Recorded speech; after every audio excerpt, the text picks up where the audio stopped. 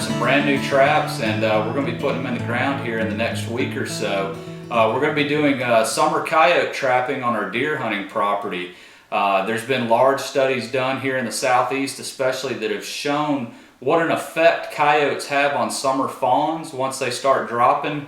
And in these studies they're showing up to 3/4 of the fawn population being wiped out by coyotes. So we're going to be proactive this year on our property, on our borrowed acres property, and we're going to trap as many of those summer coyotes in and around our property that we can and try to create that void that allows the fawns to grow up and mature a little more to where they can evade predators more easily before those fall and winter coyotes start moving back in and new coyotes start coming in onto the property. So I'm going to show you some of the things we do to get our traps ready before they go in the ground. Again, these are brand new out of the box, so there's just a few things I like to do.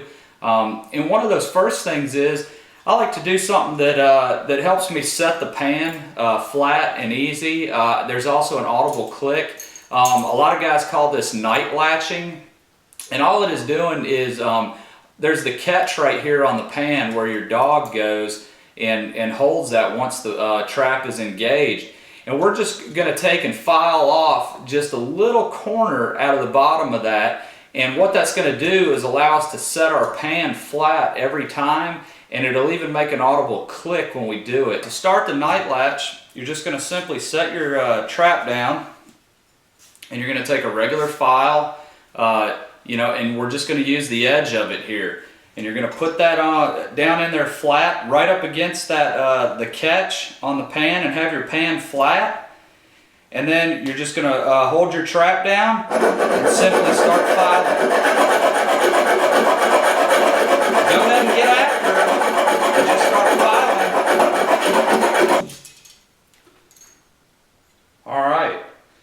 All right, that looks pretty good. We've removed some material down there, and now we have a nice latch there. Now we're going to check it out. We're going to set the trap, and I'm going to show you how this works. All right, as you can see, our trap's set, and you see the pan in there, and the pan is, I'm going to flip over this side, so now my hands are free to show you, and I'm not going to get them snatched. The pan here is at an angle, so it's kind of tilted. You don't want to set your trap in the ground like that. You want that as flat as possible. So we've put that notch in our latch there to help with that. And listen for the audible click as it sets this as well. We're just going to put down some tension on that pan and try to get this into a set position. See, it's getting flatter as we go. And I'm catching some resistance here. There, you heard it. Now my pan is sitting flat. It's set on there flat, and after I use this trap a couple times and set and reset it, that'll actually set in there really nice. And then the next step of the latch is when the animal sets the pan off. Now our next process is we're going to go boil these traps. These traps come from the factory with oils and different protective oils and grease on them. So we're going to boil all that off, and as well as boil all the scent off these traps. And then we'll show you the rest of the steps, and before the day's out we'll have these traps ready for the ground. Well, as you can see, we've boiled a lot of the factory oils and grease off of these traps. The traps are nice and clean now. They've been boiling for 45 minutes or so, and now we've got to get those traps off without pulling them back up through all that gunk again now that they're clean. And I'm going to show you a little trick on how to do that. Basically, you're just going to flood the pot so that all that gunk washes off, and that the traps we can then pull through clean water.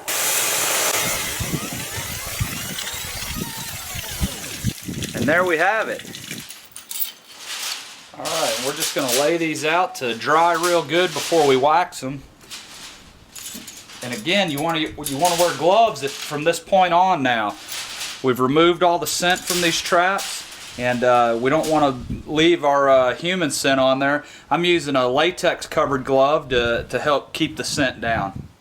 Now, as you can see, this is the boiled trap on this side, and this is an unboiled trap. I still have to boil this. Notice how much more shiny it is. See? You don't see a lot of shine on this one. And this one's very shiny, reflects the light. This one doesn't. See, we boiled all that oil off of there.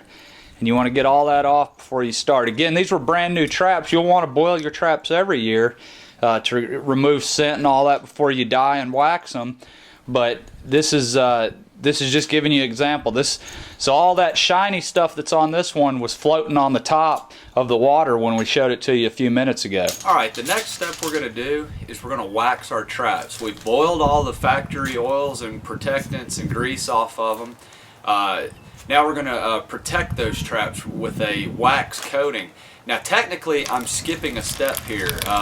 Most trappers will tell you the next step would actually be to use a dye on your traps, and that is another form of protectant. It helps color them, darkens them up, you know, typically we'd use this logwood dye right here, and we got all our supplies from PCSOutdoors.com. They have a full range of trapping supplies, but the next step would typically be using this dye. However, most trappers will also tell you that the first time you dye new traps, it usually doesn't take well because there's not a good rust film all over your traps. So with these being new traps, we're going to use them a little bit this summer, maybe get a little bit of that rust on there, and then before this fall season we'll go ahead and dye our traps like we're supposed to. But for today and for our summer trapping, since these are brand new traps, we're going to go ahead and just use the wax. The wax is an odorless wax. It coats the traps. We're going to melt this down into a liquid form, completely submerge our traps in it for a couple minutes, and this is going to completely coat them. We'll pull them out, hang them, let them dry, and then these traps after that point will be ready to go in the ground. And do this on a very low heat. It doesn't take much to catch wax on fire, and so make sure you have a lid nearby. If your wax does catch fire, you're going to want to put that lid on and smother it out right away. Do not throw water on there. It's just like a grease fire. It's not a good combination. But just take your time, use a slow, low heat, and just melt that wax down. And once you get that melted, just keep it at a melted level. You don't have to have it boiling. And then we'll be ready to submerge our traps in it. I'm using a pot that's well, I guess I don't have enough wax to keep the traps closed to submerge them completely, so I'm going ahead and setting them, and that way everything gets in under the wax. We'll leave those in there for a couple minutes.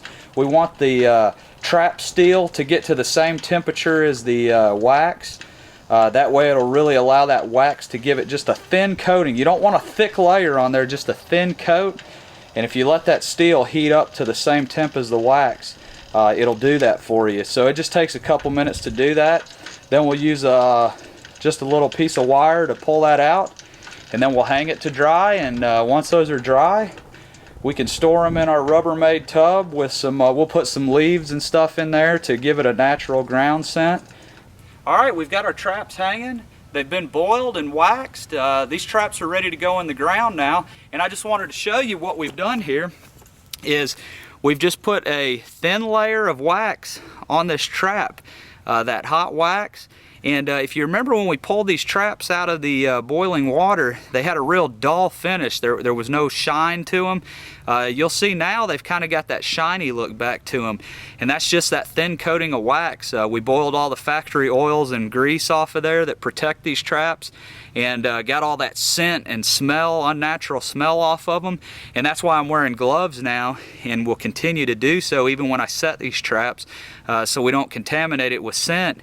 We don't want the coyotes focusing on the trap under the ground. We want them focused in on our baits and the lures we put around it. But this wax is a protectant. It's odorless, so we've still maintained our odor-free as possible traps. And that'll just protect it from being in the ground and the moisture and all that. So these traps are ready to go.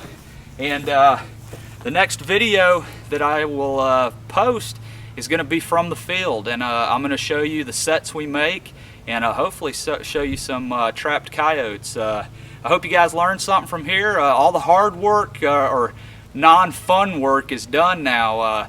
Everything from here on out is in the field, and it's going to be fun, and hope to show you some new stuff there as well.